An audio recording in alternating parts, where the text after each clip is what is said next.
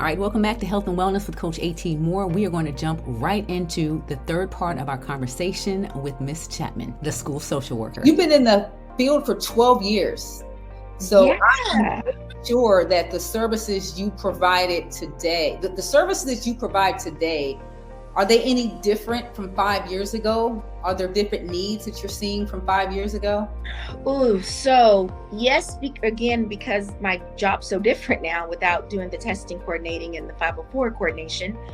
But after COVID, I had so many more families and kids who experienced death for the first time. This isn't anything proven, but we talk about it often, my principal and I, that we feel like the kindergartners that we have come in have much more severe needs. The behaviors seem more severe. I heard someone say recently, it's not more severe, it's just no, it's more severe. I've never had four-year-olds that are spitting, kicking, fighting, cussing the way that I've never seen that before. I keep good records. This is new. This is brand new. And it's not just one or two, it's several. And that's the part that's like really throwing me off a bit. Like I do feel death has been one of my targeted areas. Maybe the increase of getting young people cellular devices. I see a lot more self-esteem concerns, cyberbullying concerns. Other than that, I think things seem pretty much the same, but again, my job's so different and I'm all about this preventive care. Yeah. You mentioned COVID. So when students finally returned back to your campus, when they were like on campus and not doing the virtual, when they got back on campus, what did you and your team start to notice that was different? Did y'all see anything that raised any concerns or red flags from a mental health lens? To me, it was a lot more anxiety and fear. Yeah. It was, just kids were scared to come back in a building. They were scared. I would have kids who would pull their food underneath their mask to eat it because they refused to take it off to eat, even if they're, because we followed all the protocols. They were sitting 6 feet apart in the cafeteria, and they still didn't trust it. They were still very fearful. If someone sneezed, it used to be bless you, where now it was like, don't sneeze by me. It's just a heightened sense of fear of getting sick, and really it was getting sick and dying. Getting sick and giving it to a parent and they would die. That was a big topic of conversation. And there was such a political heaviness to it everywhere as well, to where you just had to be so careful and meet each kid differently, because there would be some kid that's like, this is stupid, this is fake, this is not even real, and would sneeze on you just to provoke you, because another one was more passionate about, don't come near me, you're too close. And it was just like this little strange little people war that mimicked what was going on in society. That really was very interesting seeing coming back. Yeah, I think the research does show that right now we're seeing a lot of younger kids experiencing anxiety, and there's two different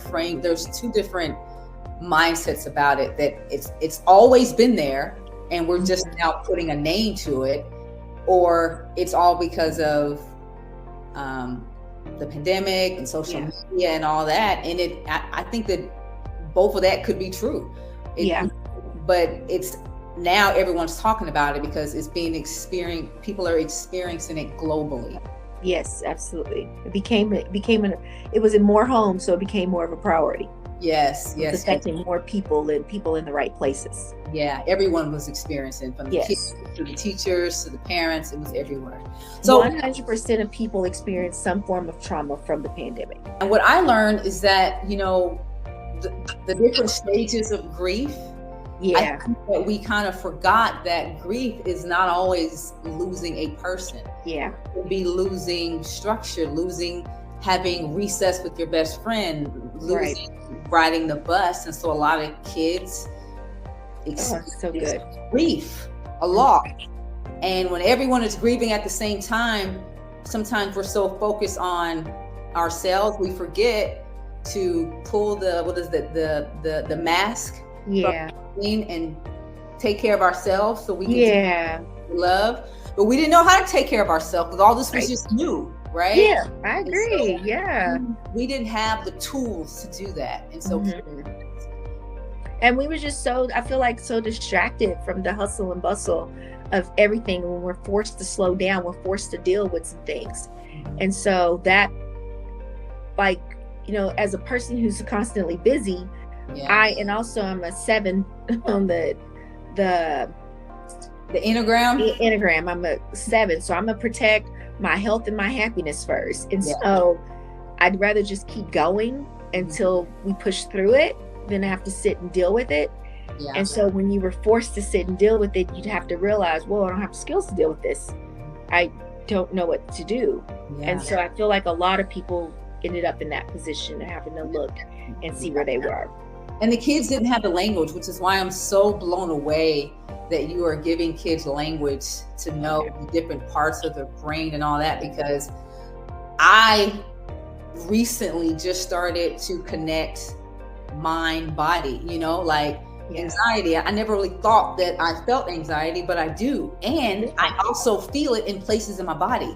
I feel it like physically. And I didn't, you hear that in mental health space and read, you know, if someone asks you a question, you can answer it and you can articulate it, but experiencing it is just so different. And so you to tell a kid, like, okay, so where are you feeling it in your body? We've named it. We've named what it is.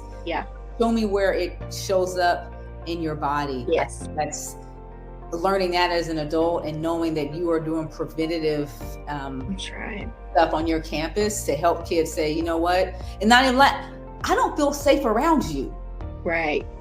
You know? We use that language. That we're safe.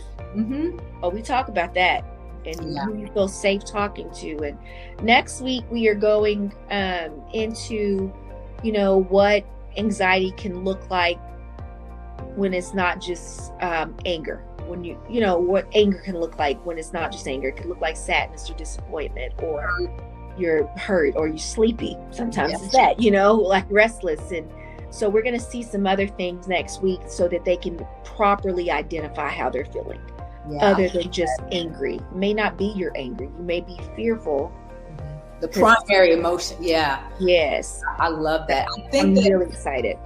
If I was to do I feel like I honestly feel like I need to do this, because as I look back at my career in education, 90% of the issues that I dealt with were all centered around relationships. And I don't think that how to manage relationships is taught.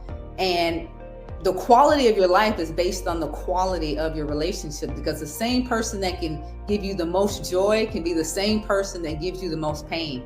And if you don't know how to manage those relationships from a young age, to know, okay, this is not a friend, this is an associate. I don't tell that person all my business, right? You learn how to discern some of these things at a young age. I think that you limit a lot of the drama that goes on campus, because the girl drama, the boy drama, the teacher-parent drama, the teacher-student drama. Managing relationships is something that needs to be taught. You don't come in knowing who's a friend, who's a foe. And not only in our girls group, that's really what we cover quite a bit of. And we're actually doing a book study, open by Sharon Draper. Open my mind. My mind's open. I'm gonna have to get that book and put it in the show notes for people to be able to incorporate. Book that and we just started it, and then we had to go on break. But in the book, it puts things in perspective because it's from the voice of a young girl with a disability. He's easy to fall in love with. So we all love this character, Melody.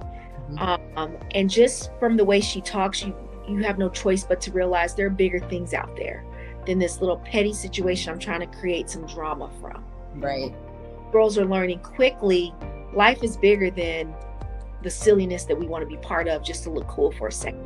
Yeah. And so for me, it's about teaching empathy, Yeah. which that was the first topic we covered with capturing kids' heart. Every kid in the building can tell you what being empathetic is, or they'll call you out. That wasn't empathetic. Yeah. And they'll hear a story, hey, that's showing empathy, you know?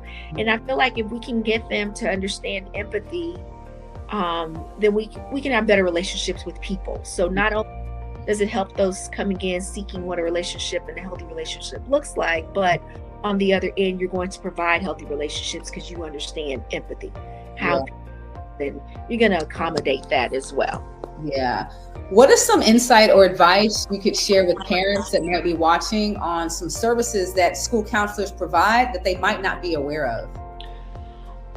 Well, I will say pretty much any need that you may have, I would start with the school counselor before I went to the principal or the assistant principal, just because we're kind of like the center of it all. We have access to resources, and it's hopefully the heart is, if I can't help you, I can find who can. And so if your child is having a difficult time, if your family is going through any types of changes, if a new baby's coming into the home, that's another big change that I wish parents understood affects the child, even if the child's excited that the baby is coming. Like, they're going to have an identity shift. They used to be the baby, and now they're the big sibling, or they used to be the only girl, and now there's two of them, and there's just so many changes that happens.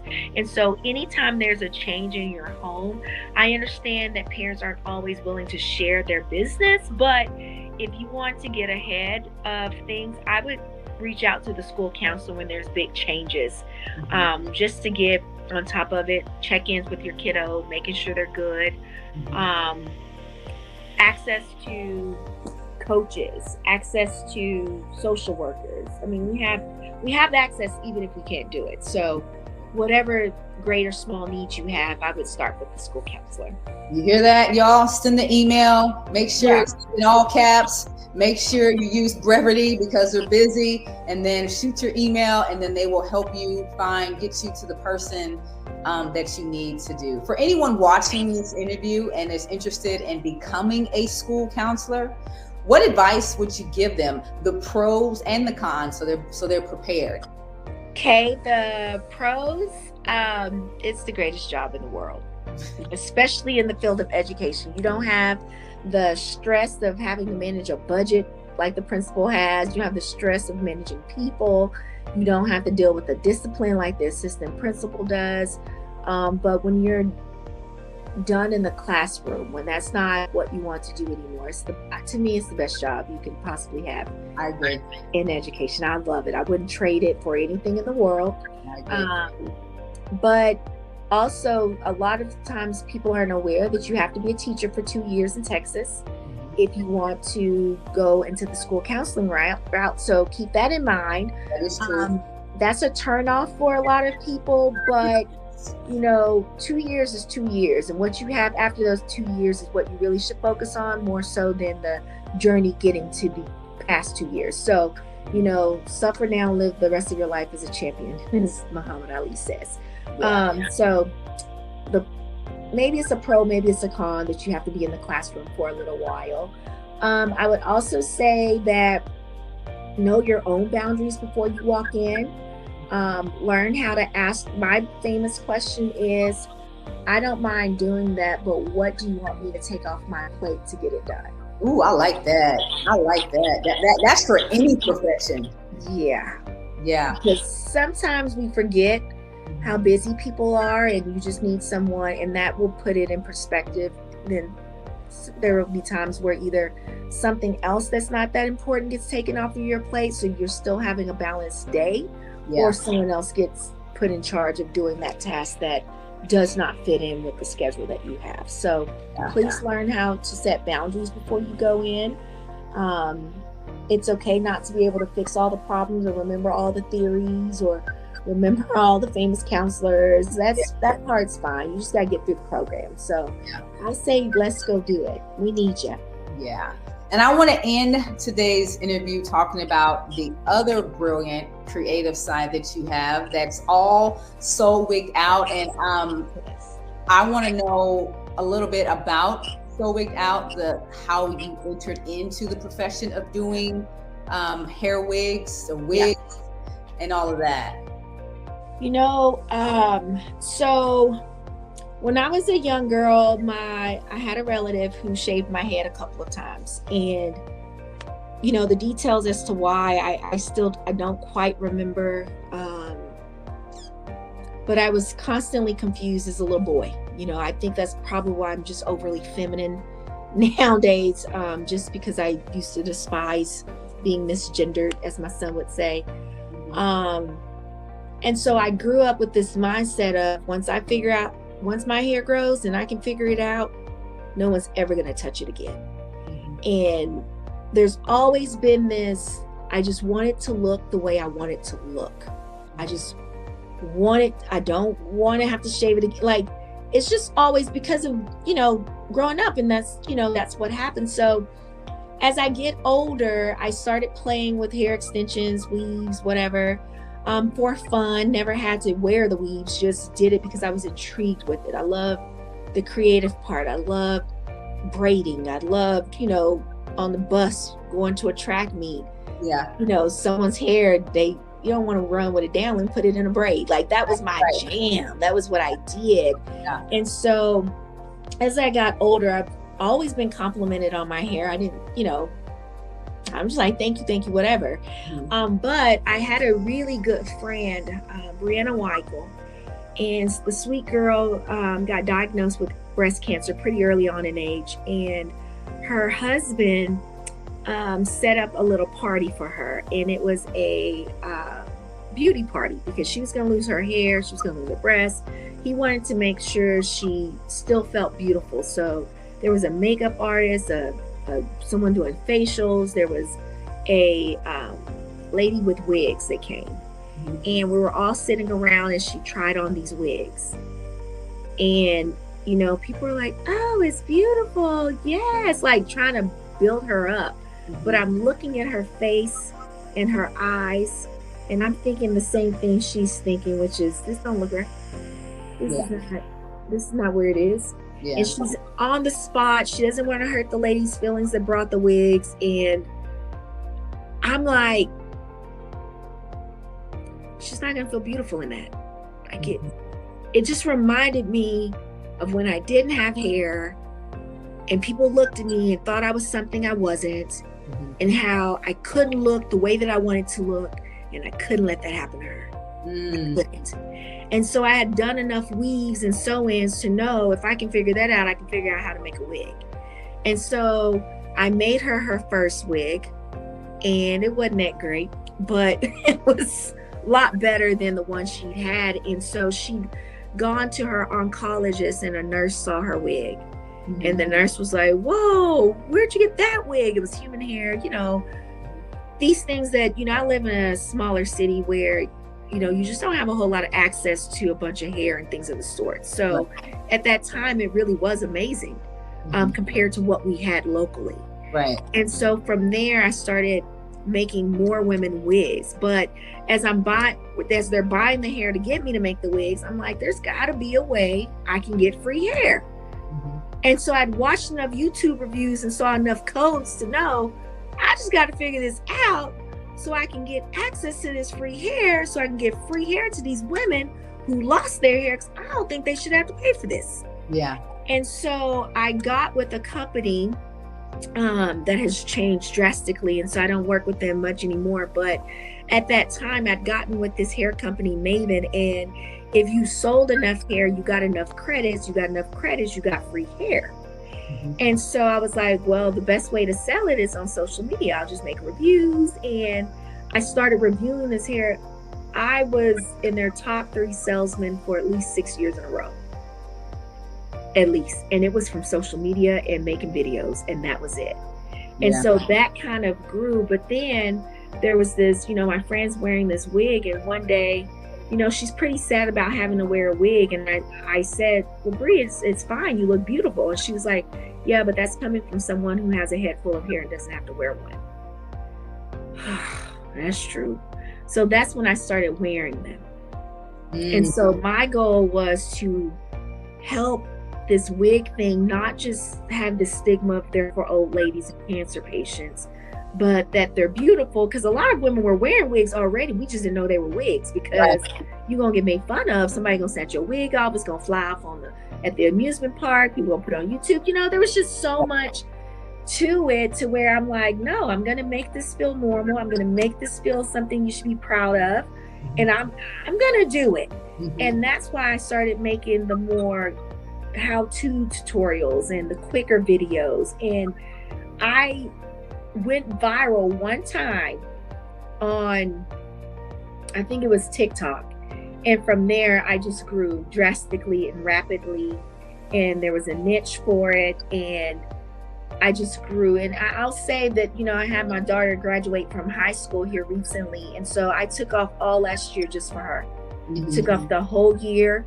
And now we're in an adjustment period. I've got my baby boy who's home alone with us, my husband and I, and she's, she's a college athlete. I don't want to miss her games. Yeah. And so I'm refining a new balance so that I can continue social media.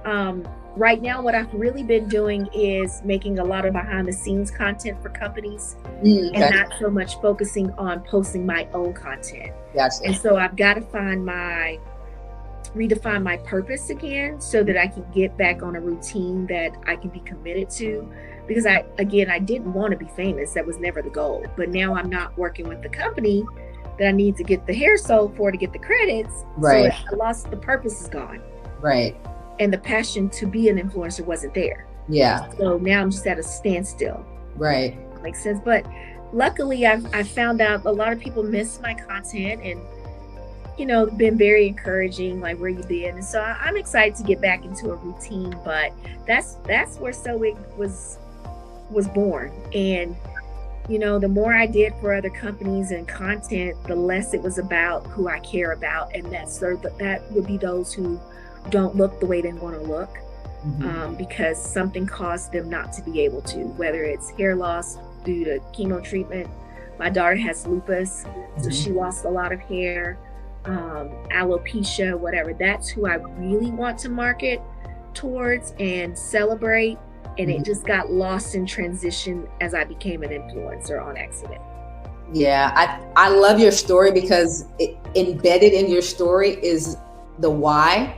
Yeah. And again, it's another form of your mini ministries. Thank you.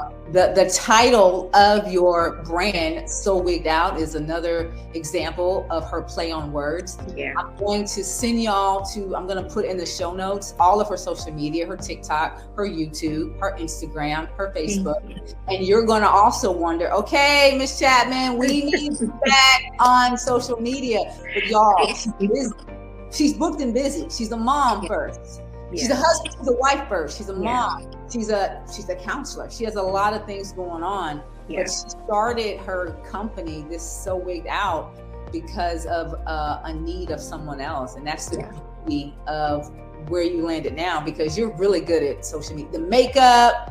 Thank you.